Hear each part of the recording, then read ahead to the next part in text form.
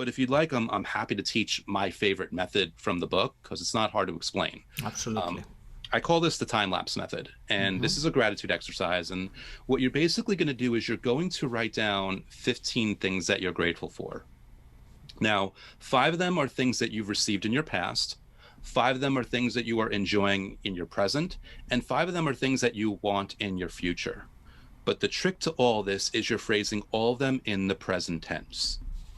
And then you're taking that list and you're jumbling it up. So technically, the first item is a future thing, then a past, then a present, then another present, then another past, then another future. It's all a big jumbled mess.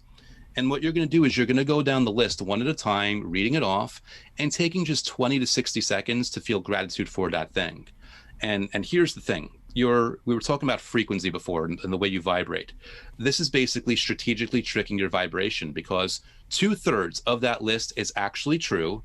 And as humans, we can't really downshift that easily from certainty to doubt. So what you're doing is you're taking the certainty of those 2/3 and you're carrying it over into the future items that you're listing over, which again is another way of basically tricking your vibration of telling the universe that you have that house that you want already, or that girlfriend, or that boyfriend, or that promotion, or that health improvement, or whatever it is, in the midst of all the other things that you already have. Again, you're infusing the same level of confidence and certainty in a more undeniable way, and kind of like boosting the speed and the energy with which you're inviting those things that you still want on that list. That's fascinating. Can you give me an example? You said that you phrase them in the present tense. So if you could give me an example of one of the 3 categories, the one you received, the one that you have present, and one you want, Sure. how would you phrase them? Sure. And by the way, you can do different areas of life, but just to make the example clear for people listening, let's talk about financially or just in terms of success, material success. Yeah. Let's say that 5 years ago, I finally achieved making $100,000 a year.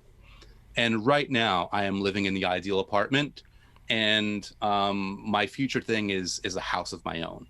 So maybe one of the statements will be like, I'm so happy and grateful for having achieved the status of making $100,000 a year. I said that in the present tense. And then apartment, I'm so happy and grateful that I've found the perfect apartment. And then for the house, I'm so happy and grateful that I've found the ideal house for myself. And and you can go deep into that. I'm so grateful for it's the perfect square footage, or it's the number of rooms that are ideal for me, or whatever it might be. But I've phrased them all in the present tense. And by the way, I can have the apartment and the house. I don't have to be like, I now moved out of my apartment. If I want to add those details, fine. But that's, by the way, the beauty of it also.